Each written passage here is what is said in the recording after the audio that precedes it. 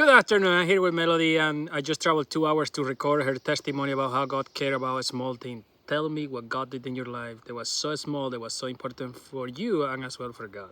Amen. So my name is Melody Mason, and I travel all over the world doing ministry. And this past year, I was actually at a speaking event in Canada. My teammate and I, God was blessing in amazing ways. There's something that I love to do as I travel, and that is I love to journal. I journal the things that God teaches me, the answers to prayer He gives me, the lessons, and so I journal. Well, I came back from this trip in Canada and I discovered that I was missing a very significant journal, a journal that I had taken with me previously on a trip to Africa. I had many memories, many very special lessons in it that God had given me, but there was no journal.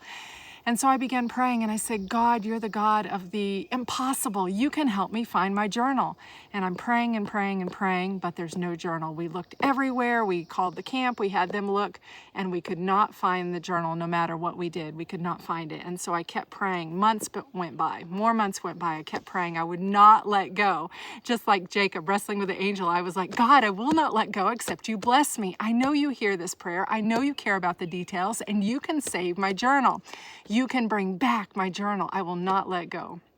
More months went by. I'm claiming the promises like Jeremiah 32:17 that says, He stretched out the heavens by His great power, and there's nothing too hard for Him. I said, God, I know you care about this journal. You can save it from being thrown out in the trash. You can bring it home to me. You care about the details of our lives, just like you care about the universe, just like you number and name all the stars. You care for each one of us.